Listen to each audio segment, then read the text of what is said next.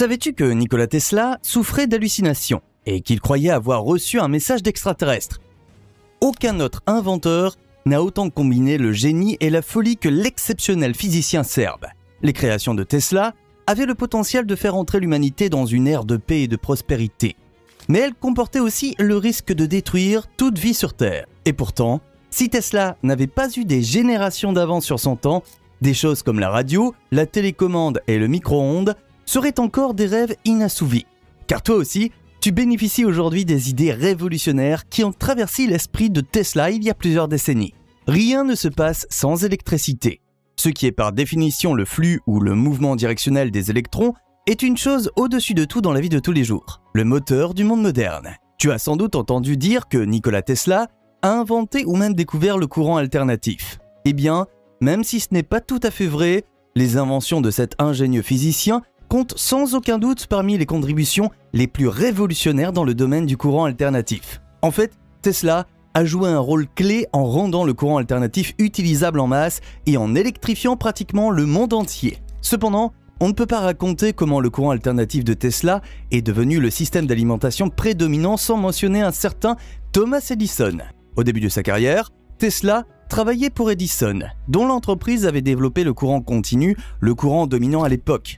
Cependant, Tesla était convaincu que l'avenir appartenait au courant alternatif, qui n'était pas encore pratique à l'époque. Contrairement à un générateur de courant continu, qui produit de l'électricité avec un aimant fixe et une bobine rotative à l'intérieur, l'aimant d'un générateur de courant alternatif tourne au centre, de sorte que le courant est généré dans les bobines attachées à l'extérieur.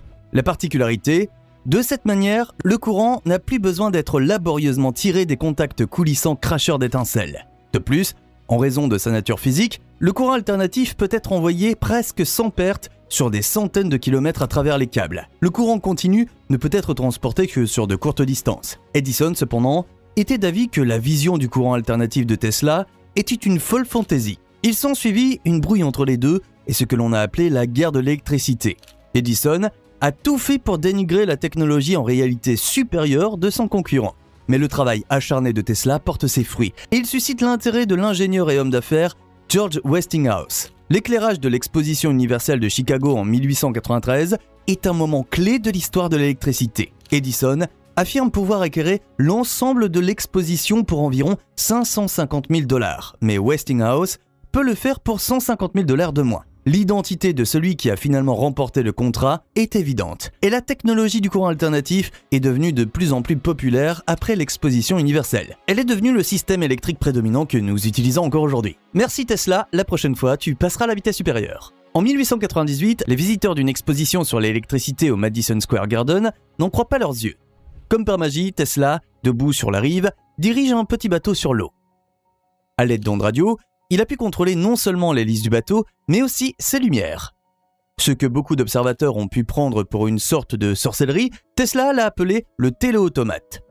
Ce qui est particulièrement curieux, c'est que le bureau ne voulait même pas accorder au physicien un brevet pour sa création au début, parce que personne ne pouvait imaginer que cela fonctionnerait.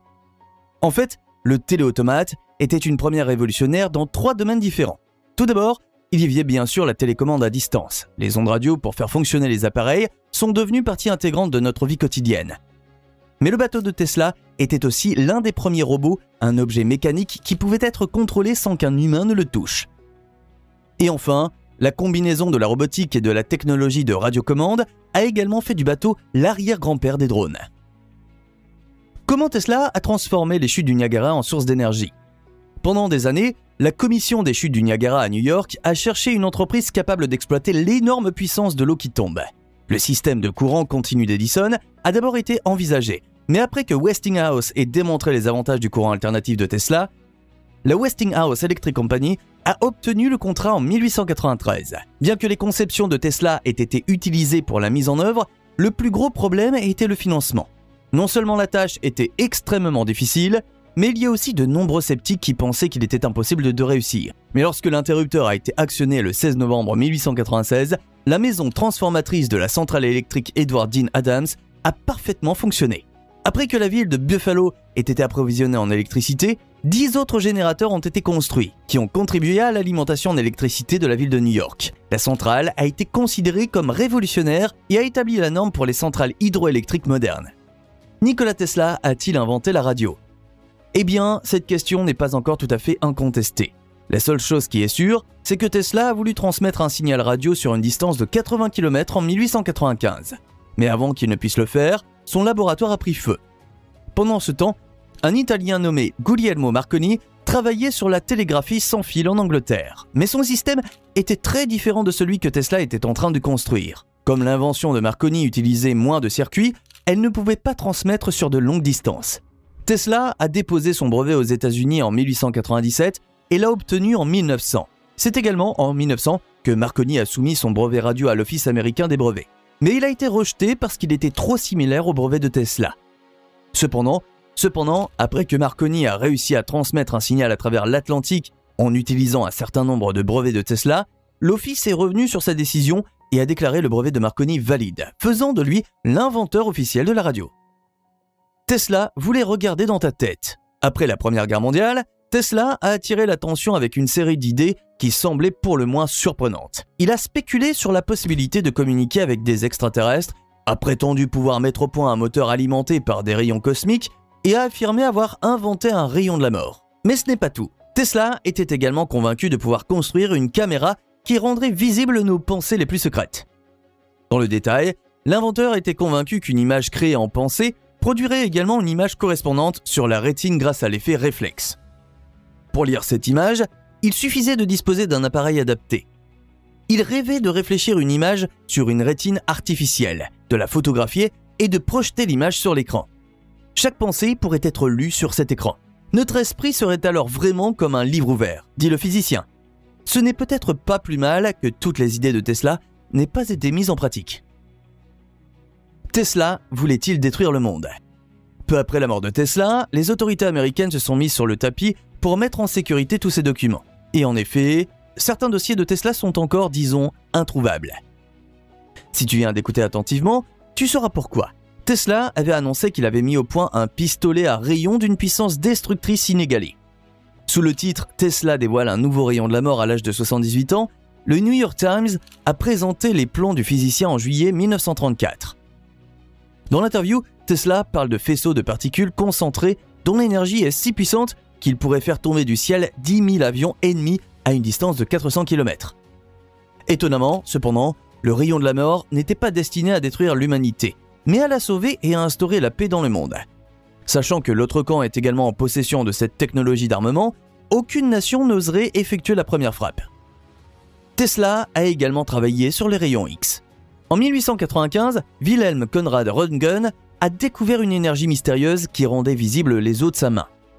Et si les appareils à rayons X font partie de l'équipement de base de tous les hôpitaux de nos jours, il y a une chose qu'il ne faut pas oublier. Il existe des preuves que Tesla savait déjà quelque chose sur les rayons X avant que le scientifique allemand ne rende ses recherches publiques.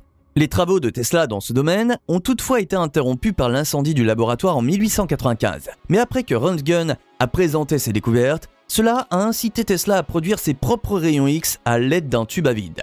Il appela les images obtenues des shadowgraphs, et il produisit un shadowgraph d'un pied qu'il envoyait à Röntgen accompagné d'une lettre. Dans cette lettre, Tesla félicite son collègue pour son extraordinaire réussite. En retour, Röntgen fait l'éloge de Tesla pour avoir pris l'image d'ombres remarquablement claires. Qu'il y ait des néons. Les néons LED présentent un avantage décisif par rapport aux ampoules classiques. Ils sont nettement plus économes en énergie et ont une durée de vie plus longue. Et bien que les tubes fluorescents et au néon n'aient pas été découverts par Tesla, il a apporté de nombreuses contributions au développement ultérieur de ces deux technologies. Par exemple, le physicien a reconnu le potentiel des faisceaux d'électrons et a expérimenté la conduite des particules électriques à travers des gaz. Il a ainsi développé différents types d'éclairage. Par exemple, il a rendu la lumière noire visible en créant une substance phosphorescente. Il a également trouvé une utilisation pratique à cette technologie en mettant au point des lampes et des enseignes néons. Ce qui a commencé avec l'exposition universelle de 1893 à Chicago continue aujourd'hui encore à éclairer les enseignes néons des grandes villes. Quand Tesla surpassait Ferrari? Avant que nous ne nous trompions, dans ce cas, nous ne parlons pas d'Enzo Ferrari, le fondateur du constructeur de voitures de sport, mais de l'ingénieur et physicien italien Galileo Ferraris. Dans les années 1880, Tesla et Ferraris travaillaient tous deux sur le moteur à induction. Il s'agit d'un moteur alimenté par un courant alternatif qui se compose essentiellement de deux parties. un stator et un rotor. Le stator, stationnaire, utilise des électroaimants pour faire tourner le rotor qui se trouve au milieu. De tels moteurs se caractérisent par le fait qu'ils sont faciles à entretenir, durables et peu coûteux. Et bien que les deux inventeurs aient développé indépendamment la même technologie, c'est Tesla qui a déposé ses brevets en premier. Le moteur à induction a eu une influence incroyable et est toujours utilisé dans les appareils du quotidien tels que les aspirateurs et les sèche-cheveux. Comment allumer des tubes sans câble? Le transformateur de Tesla, également connu sous le nom de bobine de Tesla, est un transformateur utilisé pour générer de la haute tension. Constitué d'une bobine primaire et d'une bobine secondaire, qui possèdent chacune leur propre condensateur pour stocker l'énergie électrique, les deux composants sont reliés l'un à l'autre par un éclateur. Le condensateur de la bobine primaire est chargé à un tel point qu'il surmonte la résistance de l'air dans l'éclateur. Le courant circule alors du condensateur via la bobine primaire et génère un champ magnétique. Ce champ s'effondre rapidement et génère un courant électrique dans la bobine secondaire. La tension qui circule dans l'air entre les deux bobines crée des étincelles et finalement, la charge du condensateur secondaire devient si élevée qu'elle est libérée dans une surtension spectaculaire. La tension à haute fréquence qui en résulte peut allumer des tubes fluorescents sans qu'aucun câble ne soit connecté. Appuie sur s'abonner maintenant et ne manque plus jamais une vidéo passionnante.